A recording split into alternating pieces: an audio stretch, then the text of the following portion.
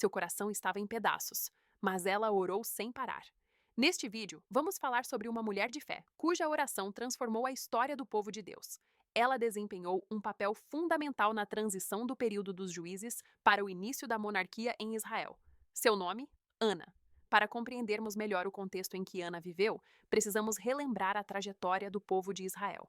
Após a morte de Josué e dos anciãos que testemunharam os feitos do Senhor, surgiu uma geração que não conhecia a Deus. Com isso, desviaram-se do caminho e passaram a adorar outros deuses. Como consequência, o Senhor permitiu que caíssem nas mãos de seus inimigos.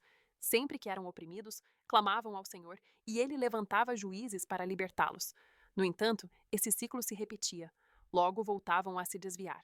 Esse foi o período dos juízes, uma fase turbulenta na qual Israel não tinha um rei, e cada um fazia o que parecia certo aos seus próprios olhos. No final dessa era, Eli era o sacerdote que servia no tabernáculo em Siló, juntamente com seus filhos, que não se importavam com as coisas de Deus. A narrativa de Ana está inserida no livro de um Samuel, que faz parte da seção dos livros históricos do Antigo Testamento da Bíblia. Essa seção é crucial para entendermos a história de Israel como nação e o plano soberano de Deus para o seu povo ao longo dos séculos. O livro de 1 Samuel começa com o cenário espiritual e político da época, marcado pela transição de uma liderança teocrática, representada pelos juízes, para uma monarquia. Os juízes eram líderes carismáticos escolhidos por Deus para guiar Israel em tempos de crise e apostasia. Entretanto, a nação clamava por um rei humano, assim como as outras nações ao seu redor possuíam. Esse desejo pelo reinado humano, ainda que contrariando a vontade inicial de Deus, trazia consigo implicações significativas para a história de Israel.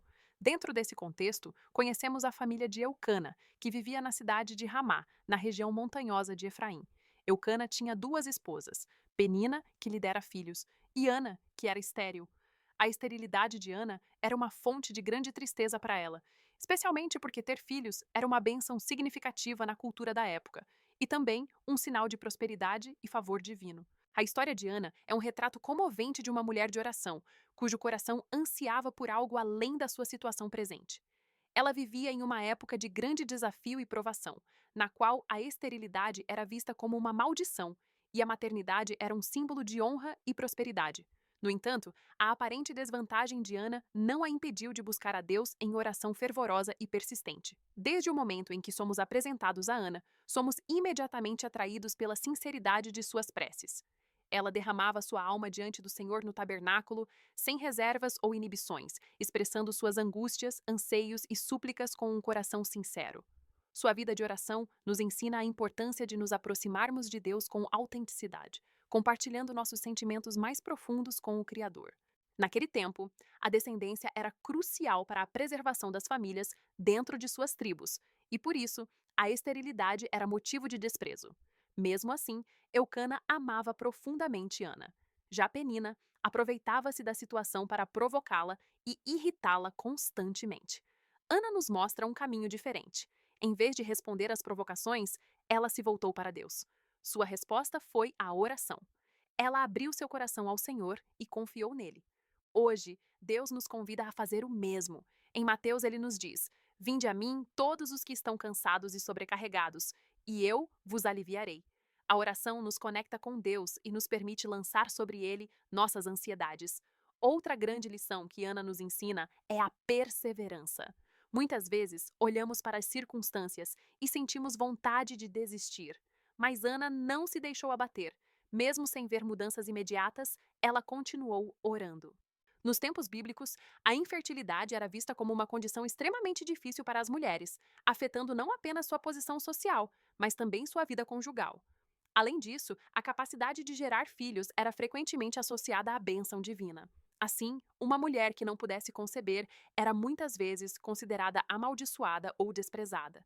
Embora a dificuldade de não ter filhos ainda seja um desafio nos dias atuais, naquela época as implicações eram ainda mais profundas, influenciando não apenas o presente da mulher, mas também seu futuro e status na comunidade. De ano em ano, este homem subia de sua cidade a Siló para adorar e sacrificar ao Senhor dos Exércitos. Em Siló, onde os dois filhos de Eli, Hofni e Finéias, eram sacerdotes do Senhor. 1 Samuel 1:3. Este trecho da Bíblia nos mostra que, anualmente, Eucana e sua família iam até Siló para oferecer sacrifícios no templo. Esse ato não parece estar ligado a uma celebração específica, mas sim a uma tradição familiar, demonstrando a devoção de Eucana a Deus. Durante essas ocasiões, ele oferecia porções dos sacrifícios a Penina e seus filhos, mas para Ana, ele dava uma porção dupla. O texto sugere que essa atitude era motivada pelo amor especial que ele tinha por Ana, apesar de sua esterilidade, o que indica que a incapacidade de ter filhos não era um acaso, mas algo sob o controle de Deus. O conceito da porção dupla tem interpretações variadas, mas parece representar a tentativa de Eucana de demonstrar apreço e consolo a Ana em meio à sua dor. No entanto, Ana enfrentava provocações constantes de Penina, que buscava irritá-la, possivelmente devido ao amor que Eucana demonstrava por Ana. Esse conflito não era um episódio isolado, mas algo que se repetia ano após ano, intensificando o sofrimento de Ana. Diante de sua dor, Ana frequentemente chorava e não conseguia comer. Em um determinado momento, Eucana tentou consolá-la, perguntando se ele próprio não era mais importante para ela do que 10 filhos. Embora sua intenção fosse confortá-la, sua fala não captava completamente a profundidade da angústia de Ana, que não se resumia apenas ao desejo de ter filhos, mas também às consequências sociais e emocionais da infertilidade. A história toma um rumo significativo quando Ana, em um momento de profunda amargura, se dirige ao templo para orar. Lá, ela faz um voto ao Senhor, pedindo um filho e prometendo consagrá-lo a Deus por toda a sua vida, seguindo o voto nazireu. Enquanto ela orava silenciosamente, movendo apenas os lábios, o sacerdote Eli a observou e, equivocadamente, pensou que estivesse embriagada. Ele a repreendeu, mas Ana prontamente explicou que estava apenas derramando sua alma diante de Deus. Ao perceber seu erro, Eli a abençoou, desejando que Deus concedesse seu pedido. Ana, tomada pela tristeza e pela amargura, em prantos, fez um voto a Deus, dizendo: Senhor dos exércitos, se atentares para a aflição da tua serva e te lembrares de mim, se me deres um filho, eu o consagrarei a ti por todos os dias da sua vida, e sobre sua cabeça não passará navalha. Após esse episódio, Ana voltou para casa com um semblante transformado, demonstrando confiança na resposta divina antes mesmo de engravidar.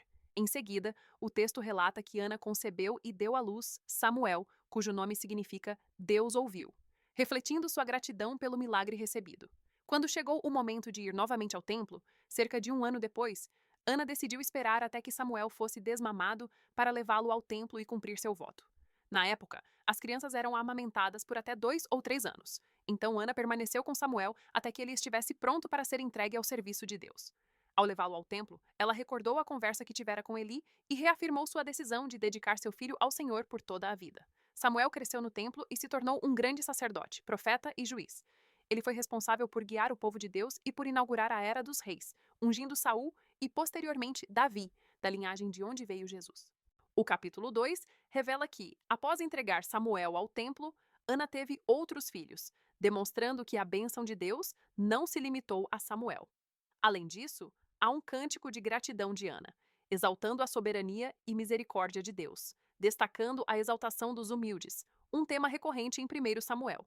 Paralelamente, o texto menciona os filhos de Eli, que eram corruptos e desrespeitavam os sacrifícios destinados ao Senhor. Essa contraposição é significativa. Enquanto Samuel crescia na presença de Deus, os filhos de Eli viviam em decadência moral. Esse contraste reforça uma lição importante sobre julgamentos precipitados. Eli, que inicialmente repreendeu Ana sem entender sua devoção, falhou ao perceber e corrigir os pecados de seus próprios filhos. Essa história nos ensina sobre a importância da fé, da perseverança na oração e dos perigos do julgamento precipitado. Ana, uma mulher que foi mal interpretada no templo, acabou sendo a mãe do sacerdote que Deus escolheu para liderar Israel. Seu testemunho nos lembra que a confiança em Deus e a entrega sincera a Ele podem transformar até mesmo as situações mais difíceis. Se você deseja entender melhor esse tema, é importante lembrar que nem todo julgamento é errado. A Bíblia condena o julgamento pecaminoso, mas nos incentiva a ter uma avaliação crítica do próximo. Muitas vezes agimos como Eli. Somos rápidos em julgar os outros, mas não enxergamos os erros daqueles que estão ao nosso redor, assim como ele não percebeu os pecados de seus próprios filhos. Isso pode acontecer até mesmo em nossa própria vida. Quando dedicamos nosso tempo apenas a observar e criticar as falhas alheias, corremos o risco de negligenciar aquilo que realmente exige nossa atenção, nosso próprio caminho e as pessoas próximas a nós. Além disso, essa história nos lembra que não temos controle sobre o que os outros pensam ou dizem a nosso respeito. Ana não podia impedir que Eli ou qualquer outra pessoa interpretasse mal suas ações. Da mesma forma, não devemos moldar nossas atitudes com base no medo do julgamento dos outros, mas sim focar em como Deus nos vê. O que deve guiar nossa vida não é a opinião alheia, mas a busca por agradar ao Senhor. Outro ponto essencial é que as aparências podem enganar. Ana parecia estar embriagada, quando na verdade estava apenas derramando seu coração diante de Deus. Por outro lado, os filhos de Eli tinham a aparência de homens de Deus, mas viviam em total desobediência. Isso nos ensina que não devemos nos basear apenas no que vemos externamente, nem julgar ou ser guiados pelas aparências. Muitas vezes, seguir a Deus pode fazer com que sejamos mal interpretados ou até considerados inconvenientes. Entretanto, o que realmente importa é como o Senhor nos vê. Ana também nos ensina sobre o lugar certo para derramar nosso coração. Em meio à sua dor, ela buscou a presença de Deus. Quando enfrentamos angústias e preocupações, podemos acabar procurando refúgio em distrações, em outras pessoas, de maneira inadequada, em compras, vícios ou diversas outras formas de escape. No entanto, a verdadeira cura e plenitude só são encontradas no Senhor. Ana compreendia isso e nos dá um exemplo de fé, tanto na tristeza quanto na alegria, pois, ao receber sua bênção, ela também glorificou a Deus. Outro aspecto importante dessa história é que Ana manteve seu compromisso com Deus. Após receber o milagre e dar à luz Samuel, ela cumpriu sua promessa. Diferente de muitos que buscam ao Senhor apenas para obter algo e depois se afastam, Ana permaneceu fiel. Infelizmente, há quem se aproxime de Deus de forma interesseira, apenas pelo que ele pode oferecer. Quando conseguem o que desejam, simplesmente se afastam, mostrando que nunca tiveram um relacionamento genuíno com ele. Nossa relação com Deus deve ser constante, independentemente das circunstâncias. Devemos buscar a Ele não apenas quando precisamos de algo, mas em todo o tempo, seja nos momentos difíceis ou nas bênçãos. A vida de Ana e Samuel exemplifica a transformação e o crescimento espiritual daqueles que se derramam na presença do Senhor. Deus age no tempo certo, e o que é impossível para nós é possível para Ele. Talvez você esteja orando há anos por um milagre, pela salvação de um ente querido, por um casamento restaurado ou pela cura de uma enfermidade. Não desista. O Senhor renova nossas forças e nos ensina a confiar.